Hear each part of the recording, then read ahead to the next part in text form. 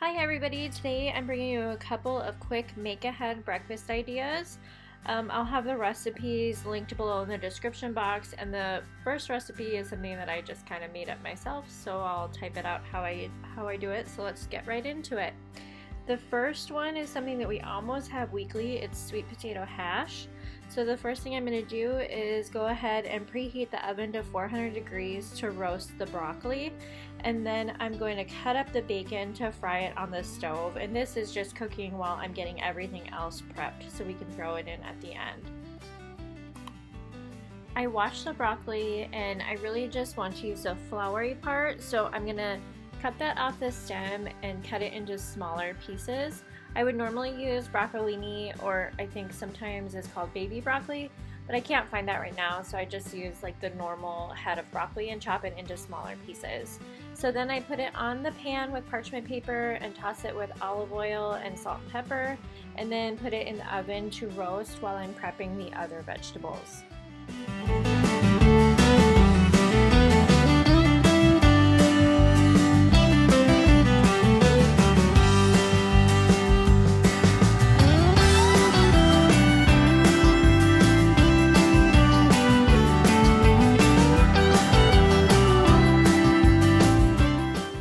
Okay, so now we're gonna prep the sweet potatoes. First, I peeled them, and then I'm gonna cut them into like semi-uniform cubes. If you've ever made homemade hash or even just cooked potatoes on the stovetop, you know how long it can take them to cook through and to soften up a bit. So to get around this, I just partially cook the potatoes in the microwave. So once they're all cubed up, I put the potatoes in a glass covered dish and cook them for about 5 minutes. So then while the potatoes are in the microwave, I'm going to saute the garlic and onion in olive oil.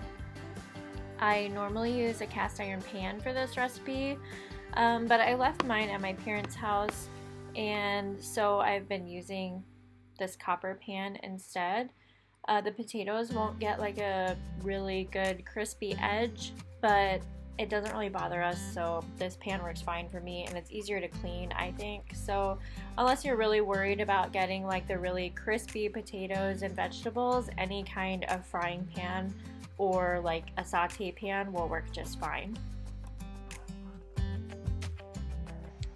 Once the bacon was done, I wanted to let some of the grease drain off before adding the bacon to the vegetables. So I scooped it out of the frying pan with a slotted spoon and let it drain on paper towels. And then when the potatoes were done in the microwave, I added them to the pan with the garlic and onion and just gave them a really good stir to combine everything. And then I'll take the broccoli out of the oven and mix the broccoli and the bacon in with the potatoes right at the very end. So at this point, the sweet potato hash is pretty much done.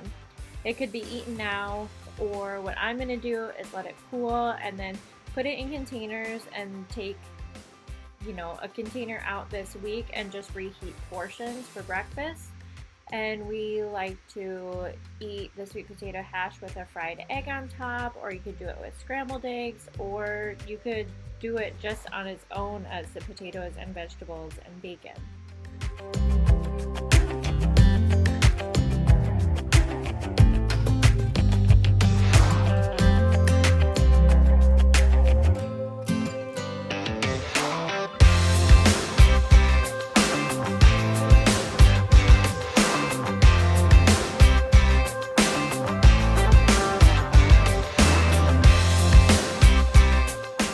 Okay, this next recipe is so good and extremely versatile. It is an oatmeal peanut butter energy bar. I'll link the recipe down below that I casually followed, but I feel like you can really make this recipe your own.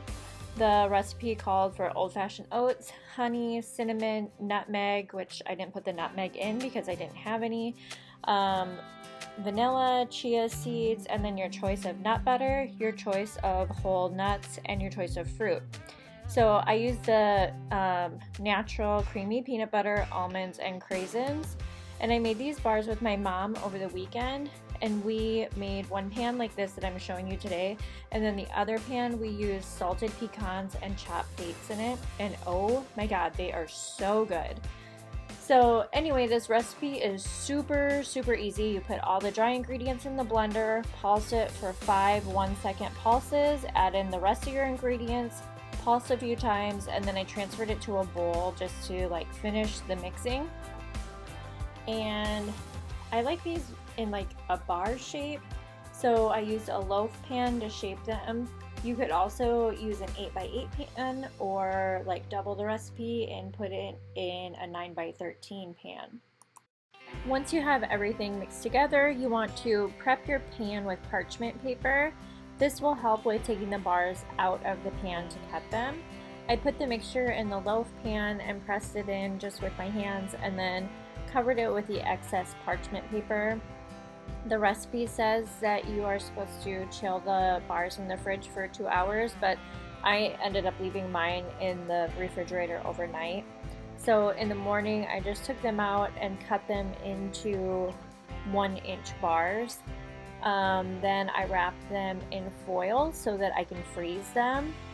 And this way I can take them out individually and let them like kind of defrost on the counter while I get ready in the morning. It really does not take them long to soften up because they're in the foil first of all, but also they're like so much peanut butter and honey that they don't take long to defrost. Alright, and the final breakfast idea might not be for everybody, but our family likes it. Last night I made green chili chicken enchiladas for supper, and with the leftovers I microwave a piece of enchilada and then fry an egg to put on top. We love it, and I feel like the enchiladas taste even better the next day. So I hope you like this video, and I hope you try some of the recipes. Cheese, cheese, cheese, cheese.